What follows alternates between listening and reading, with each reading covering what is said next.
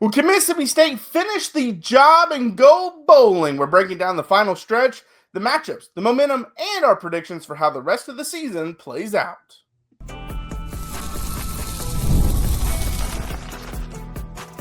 You are Locked On Mississippi State, your daily podcast on the Mississippi State Bulldogs, part of the Locked On Podcast Network, your team every day. Well, thanks for making Locked On Mississippi State your first listen every single day, part of Locked On Podcast Network, your team every day. Today's episode is brought to you by Game Time. Download the Game Time app, create an account, and use code LOCKEDONCollege for $20 off your first purchase. I'm Jaron Spohr, national college football writer at Athlon Sports. That's Landon McBride. We've got a packed show for you today. SEC Nation is headed to Starkville for this game against the Georgia Bulldogs. We'll talk about that. We'll also break down the weekend games, and you will see how well we did on our upset picks. Was I able to get back on track? Was Landon able to keep his winning streak alive? We'll talk about that a little later on. First, we got to get the elephant out of the way, elephant in the room out of the way. I am clean shaven now, and don't worry, it will come back because I have to continue to tell my wife that. I messed up. I messed up with the razor. Got a new trimmer. Thought it was on the same settings as the last one. It wasn't. And I've been in the doghouse the last 2 days. So, yeah. Or last day and a half, I guess. It's not been fun. Yeah. I keep telling her it'll come back. Yeah, it'll come back. Just say you were growing it out until you got that SEC win. So, yeah, that's what I need to go with. She thinks I look like a little kid without it. So, yeah, she's not too thrilled about it. But all right, we got to get into this the rest of this Mississippi State season. 3 games left on the schedule. You're 5-4. You're 1 win away from being bowl eligible, but you get to face 3 ranked teams to end the season. Number 5 Georgia, number 19 Missouri on the road, and number 7 Ole Miss. Landon, what are you thinking? It's a rough stretch to end the season, and I think when we did our predictions back before the season started, I think I had them with 5 wins at this point with the 5 wins that they've gotten. So I had 5 too, and I don't remember which ones I picked, but I think we were pretty similar in almost all of them. Yeah, we were very similar. Now, these last 3 it's a rough stretch. I mean, you have the home game with Georgia, but it's Georgia. This team is good. They're not the stifling defensive team that they've been the last, 6-7 years under Kirby Smart, but they're still very good team, and that offense, when Gunnar Stockton is on, is explosive.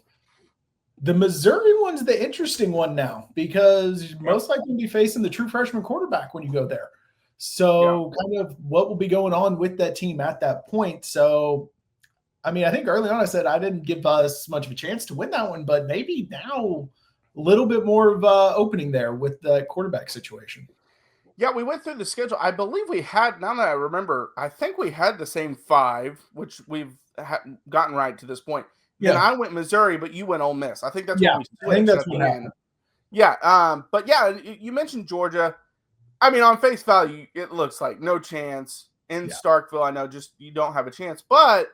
And we'll have to wait for our picks right later in the week, but I'm probably favoring Georgia as of right now. But if you look through their schedule, this is their SEC games. 3-point win against Tennessee, 3-point loss against Alabama, 21-point win against Kentucky, but then 10-point win against Auburn, 8-point win against Ole Miss, 4-point win over Florida. They're not blowing teams out. So Mississippi State will have a chance to stay in this football game. And you mentioned Georgia's not elite defensively like they used to be. I think they're ranked 21st in defensive total defense. But their offense isn't great either. It's like 42nd or 43rd in total offense. This is a game I think Mississippi State could at least hang around in. We'll see if they're able to win it. But, I picked the Missouri game as the one I thought they would win before the season. I'm kind of sticking with it, especially with the backup quarterback in there. That's the one I think that they'll be able to pull off. Now, my worry then was it was on the road. That's still a worry. The other worry is Mississippi State's strength defensively is in the secondary, where Missouri's offensive strength is the running back. Yeah, that's a big one there, but I think the backup quarterback is giving me a little more belief because I thought it'd be a close game, which we've seen the majority of these games that, I mean, outside the A&M game, they've all been close. I mean, they have been just barely have it's been. Not almost close 3 quarters. Right. It was 3 quarters, and then it just kind of got away from you at the end. So, I mean, all these games, overtime, 2 overtime losses. or an overtime loss, the Tennessee game that was so close to going to overtime before things just unraveled at the end. And then, what happened in Florida, where we don't need to talk about that anymore. Mm-hmm. But I mean, they're all just one possession games outside of that A&M one. So you're in it. And I expect that to be the case when you go to Missouri. So, but stopping that running game is a whole other situation. And we saw how vulnerable this defense can be against Arkansas if the game plan is good to run the ball. So that one could be tough from that perspective. But still, when you're facing a freshman quarterback with not many starts under his belt, sometimes you can take advantage of that with a good scheme.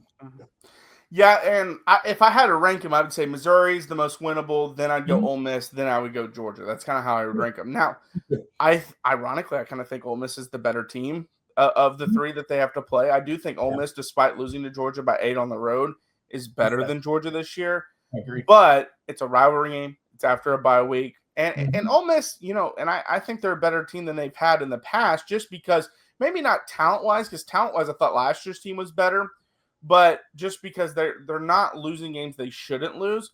But with that being said, they do it almost every year under Kiffin. So is it the Mississippi State game where they do that? And that would be fun for Mississippi State fans, because now I think Ole Miss would still get into the college football playoff at 10-2, being in the SEC. But if you were able to put a dent in their resume, that would be a lot of fun. And if it gets you bowling, that's even more fun.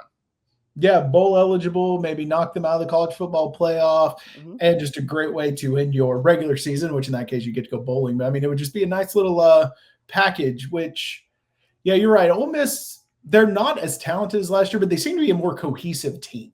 Like last year, they had a lot of talent, but there were just the weird plays that just seemed like they weren't on the same page. There's a lot of, this is a team situation this year. And if it wasn't a rivalry game, I think that would be the least winnable of the games. But anytime there's a rivalry game, weird things happen. We've seen it so many times, not just in this rivalry, but in every rivalry. And then you have them at home. So that's another big reason it could be a game. But I mean, I think we're still kind of sticking with our same prediction. I mean, are you still feeling 6 wins at the end, or do you think maybe I still think 6 is the number, which we were most of the offseason we were 4. Then we kind of got talked into 5, and then eventually we went 6. But yeah, I still stick with 6. I think they do get the Missouri game. I don't think they will beat Ole Miss, and I don't think they will beat Georgia. And as you mentioned, I think Ole Miss is more cohesive this year. The weird thing is, I think Jaxson Dart's obviously have been great with the Giants this year, and he was a really good college quarterback. I think he's a better quarterback than Trinidad. But on the flip side, Jaxson would always have those games a couple times a year where he would just lay an egg. And I haven't seen that from Trinidad yet. So you could argue, yes, his high end isn't as high as what Jaxson Dart's was, but he's not having the fluctuation in his play. He's basically been the same player every game he plays. Now, there's moments in those games that he'll struggle, like in the fourth quarter against Georgia. But the first 3 quarters, he was incredible. So it's like, ultimately, you know what you're getting out of Trinidad, whereas you didn't know what you get out of Jaxson Dart from game to game. I mean, they didn't make the college football playoff because he was terrible against Kentucky. He was terrible against Florida last year. I mean, that's just how it was. But he was great against Georgia. That was the weird thing. Some of that could be just due to we don't have much sample size of Trinidad Chambliss on this level yet. I mean, we have a handful of games, whereas we had years of Jaxson Dart. So, I mean, maybe the eggs are coming. They just haven't happened yet because he hadn't played enough games. But he does raise their floor, I think. Like, there's just a certain level of competence with him, even if that high-end play isn't there. Yeah, and I think they stick at 6 wins, although I think there's a better chance of getting to 7. Like, I think they do get a 6th one, but if you made me, like, before the year, if you told me what's the percentage they'll win 7 games, I would have said maybe like 20% or something. Now I think it's probably almost 50-50. Like, there will be one game they win, and then another that will be like some of these losses we've seen that come down to 1 or 2 plays that if they had gone a different way, maybe they break their way in one of these games and we do get that 7th win, which would be massive. Yeah, if they don't get to 6 wins, the Florida game's the one you're going to be kicking yourself. I mean, I know Tennessee because you were winning late and then you blew it, then you went to overtime and blew it in overtime. But that Florida game, you're in field goal range and you throw a terrible pick, and it would have been a walk-off field goal at the end. And, hey, who knows if Kyle even hits it because he's been struggling so much this year. Mm-hmm. But you feel good about it at least. And I think that's the one. If you go back at the end of the season, if you finish 5-7, don't make the bowl, you're looking back and kicking yourself over Florida. Yeah, that one you're kicking yourself over. And then once you're done with that, you're kicking yourself over the Texas game. Because those are two that were – I mean, Tennessee game was winnable, but not to the level that those two games were. I mean, the only reason why I didn't bring up Texas is, yes, you had the big fourth quarter lead, but going into that, we felt Texas is the better team. Whereas going into the Florida game, it felt like if you weren't better, you were at least equal with Florida. Mm-hmm. And you were in field goal range to kick a winner and you blow it. But, yeah, Texas obviously too, because you were up, 17 in the fourth quarter, two different times. You're up 17, they scored, then you score immediately and it's to go back up 17, and then you blow it at the end. Yeah, there were a lot of chances to make it. So if you don't get a bowl game, the what ifs are going to drag on this team and this coaching staff for an entire offseason. Yeah, for sure. All right, coming up next, we'll talk about SEC Nation heading to Starkville, what that means for Mississippi State. Well, don't go anywhere. Well, the NBA is back, and there's no better place to get in on the action than FanDuel, the official sports betting partner of the NBA.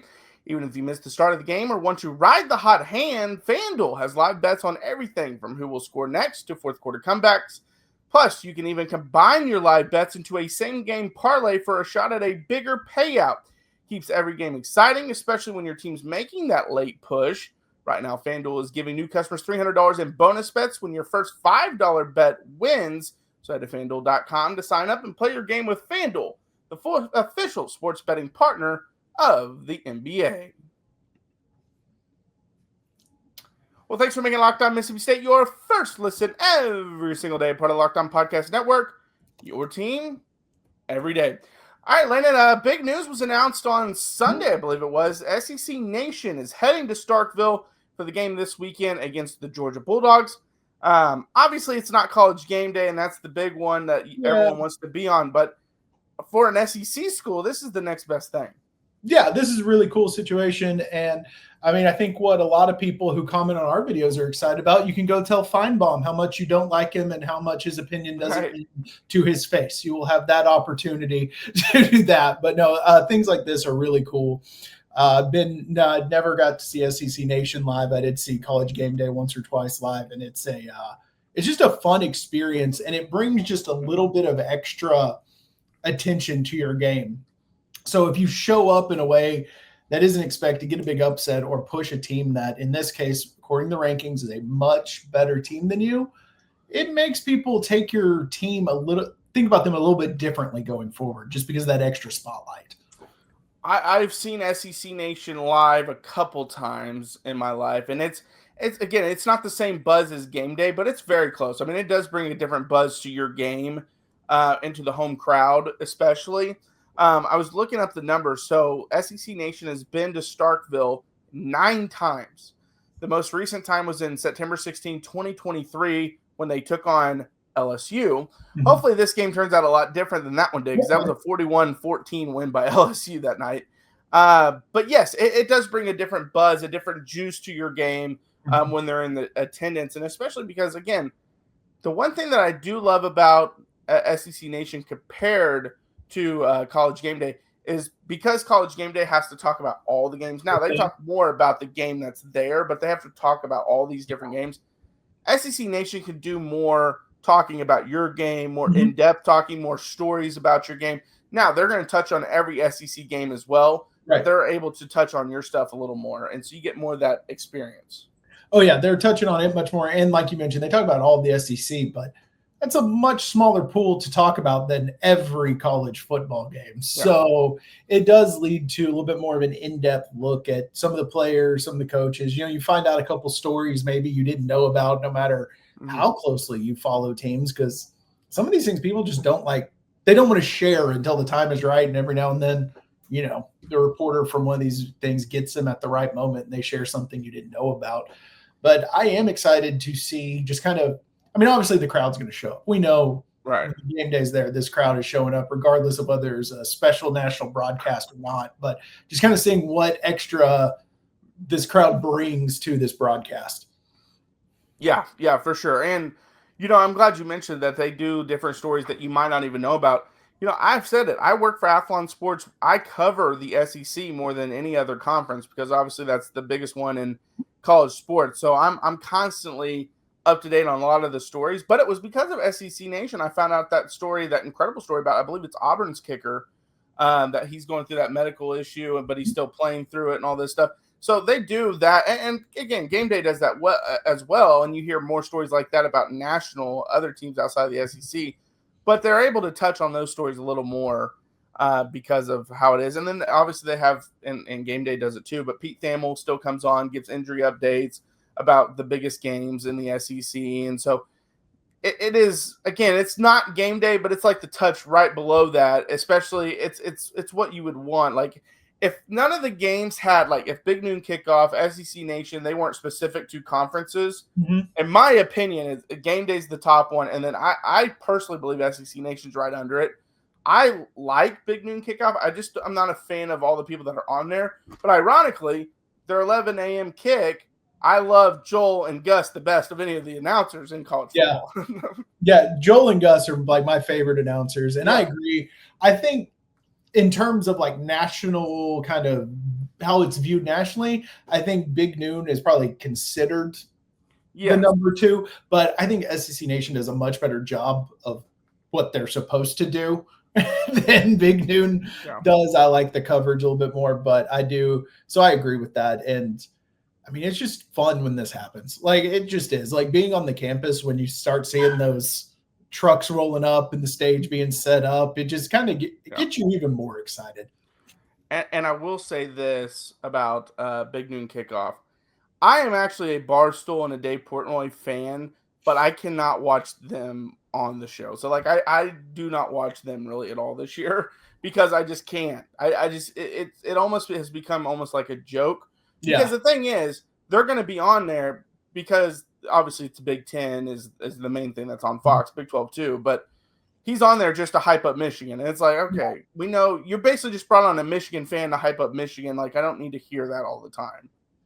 Yeah, neither. I'm not a huge fan. I like what Barstool has done, but I'm not really a fan of him. So when I heard that, I was kind of just out on Big Noon in general at that point. I was like, I'm just going to pass on watching the majority of what you bring to the table. And he's kind of become a little almost insufferable with how he acts about stuff. The whole thing about I've been banned from the stadium and all that nonsense. Yeah. Like, and then you find out he actually wasn't banned. Oh, of course he wasn't. Or who was knew he wasn't banned? Ohio State. Yeah, Ohio State releases that he actually isn't banned, but he's just making fun of Ohio State. But yeah. But I will say this, I'm also lukewarm on Pat McAfee too. So I used to be in on Pat McAfee. I've been out for a little while.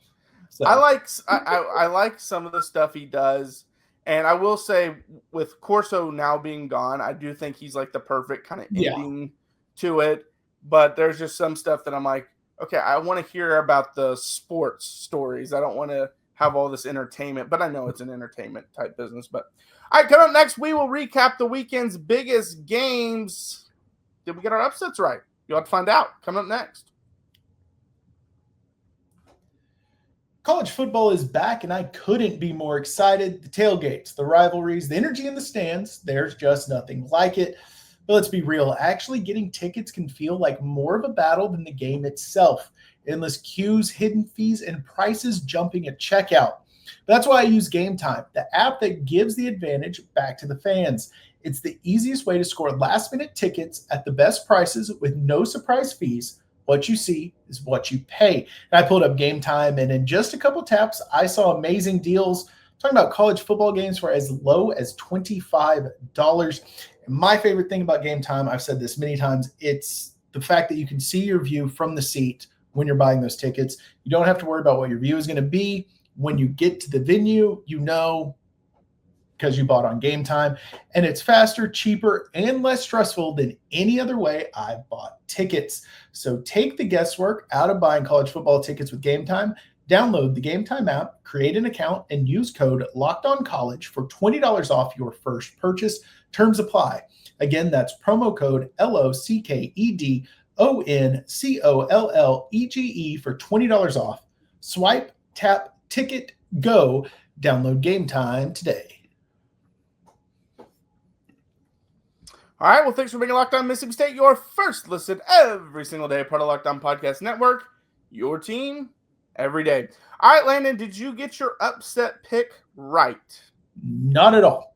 I went with Cincinnati over Utah, and Utah blasted them 45-14. Yeah. So back to that happening, where if I pick you to get upset, probably going to win big. That was a weird one because since he was in it, or like about what was it, halftime or early third quarter, I can't remember. Yeah, and then it just felt like a avalanche after that. Punt return and just they couldn't handle it.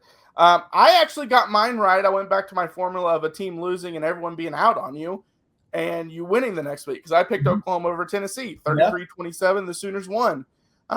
So I was feeling really good about that one. The funny thing is, the other ones that I was considering would have been terrible picks. So I'm glad I stuck with the one that I went with because I also mentioned Nebraska over USC, but of course USC wins 21-17. Terrible news for Dylan Raiola.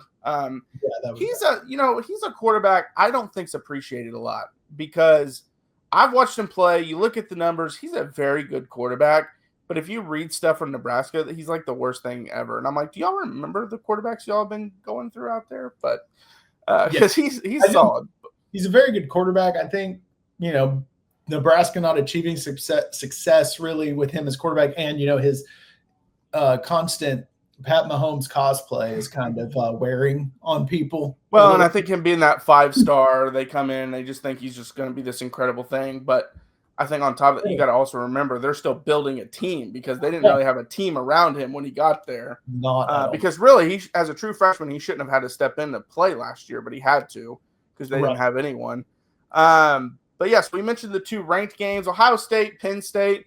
Before the year, that looked like an incredible game. By the time it got here, it was terrible. The first half was good. Yeah, but Ohio State smoked them 38-14.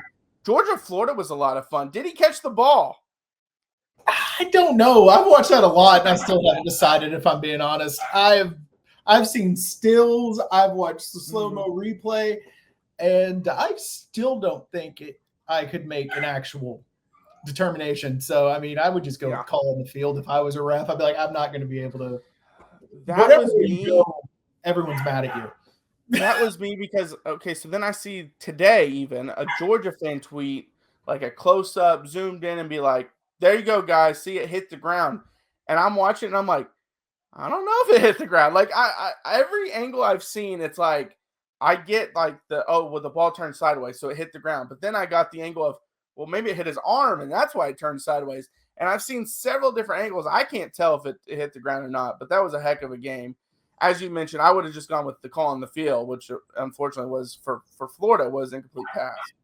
Yeah, and it was one of those. Maybe it did like hit the ground, but did he have it like in his possession? Because we've seen now the whole, even if it hits the ground, it's not always an immediate incompletion because it hit the ground. It was a wild call. A crazy game, too. I did not expect that out of Florida, honestly. Yeah. They put up a pretty good fight, which I don't know. It was a weird game. There's been some weird games. They should have won. They blew it. Yeah, they did. But that run at the end ended up sealing it for Georgia. Opened up a massive hole, and he just ran through them. Yep. The only other ranked game that we hadn't talked about, Texas beats Vanderbilt. Is Texas back? I mean, they looked great in that game. Arch Manning looked really good in that game. Vanderbilt just came out in that game, looked completely overwhelmed athletically, and then obviously make the run late in the game. Yeah, they looked flat early, didn't really seem like they had it, and then they made a push at the end, and you kind of wondered, like, did they felt like they were intimidated early against Texas. which is weird. I mean, not like weird physically, not trying to say that that's a bad, that Texas is a bad football team, but for the atmospheres that team has played in, that was a weird one to see it hit there. Because I've been to games there, and yes, it's big, it gets kind of loud, but it's not like an intimidating environment. Yeah. The only other game that I was going to bring up was, in my opinion, might have been the most exciting of the day, was the Duke-Clemson game. Duke wins 46-45. They go for 2 at the very end, score a touchdown late, go for 2, and win the game. I know a lot of people are really upset about that 4th down. Is it a PI? Is it not? Some people brought up, well, he's getting grabbed before it, and the others are like, hey, he's just standing in front of him. He's not doing anything. The play before was defensive holding obviously, and wasn't called. So if you want to say, yeah, Duke got away with that one, Clemson got away with it the play before, so they kind of even each other out. I have never seen Dabo Swinney like that on the sidelines. Neither. There was a video of him almost crying on the sidelines, and then after the game, he's like, hey, I might even get fired. The AD's right there. He might be letting me go, and I don't even blame him if he lets me go. He said that after the game, and so I don't know. He won't get fired, but it almost feels like he might be at the point where he's like, let's see what else is out there kind of thing. Maybe my time here should be done. Yeah, I'm starting to wonder how many more games he has. I mean, yes, he has all those titles, but we've seen titles don't always protect you anymore. Yeah. So, I mean, I think at Clemson it will, just because before him they weren't anything. I think it gives you a longer leash, but I don't think it's going to completely. I mean, the only other big game besides that one, though, NC State ending Georgia Tech's undefeated season. That was a crazy game. Spent a lot of time watching that one. It was for as many points as was scored, it was kind of a boring game. I mean, there were some obviously huge plays, exciting moments, but the game just never really seemed to get moving in an exciting way. Yeah, and then SMU knocks off Miami. ACC's getting one team in only. There's no way they get two in this year. ACC is crazy. Yeah, but because they don't have an undefeated team, there's no way they get two, in my opinion. I mean, they're just not going to do it. And then Big 12, I don't even think they'll get two in unless Tech beats BYU this weekend, and then the championship BYU beats Tech, and they get both of those in. But I don't even know if that would get them both in. But that's probably the only way. Yeah, it would have to be. But in that scenario, then you got Tech with 2 losses and not a champ. So I don't know. I don't know what they would do in that scenario. I know. It's going to be crazy. It's starting to shape out. Well, obviously, later on tonight, we get the first playoff rankings. So we'll find out more about that. But all righty. Thank you for making Locked On Mississippi State in there. Yeah. We'll see how courageous they are after our big upset. All right. Well, thanks for making Locked On Mississippi State your first listen today. For your second listen, check out Locked On SEC. Chris Gordy breaks down the best conference in college sports, from the rivalries to the championship and every game in between. Find Locked On SEC on YouTube or wherever you listen to podcasts. Part of Locked On Podcast Network. Your team every day. I'm Jaron. Check out my work over at Athlon Sports. That's Landon. Follow us, Locked On Mississippi State. We're on YouTube, Instagram, TikTok, and Twitter. We post daily videos Monday through Friday, so check that out. I will say that I was trying to post a video for Monday, and it was not working. The site we used was not working for us. However, I did notice that our parent company, Locked On, they have some people that will post on our accounts every now and then. So there was a video that ended up getting posted for us. So that was very thankful, because for whatever reason, the software we're using is down again. So that's always fun. But hopefully when that gets figured out, we'll get back to posting those. We will still have post-game, pre-game like we always do. That software doesn't affect that. So, yeah, until next time, Hail State. Hail State.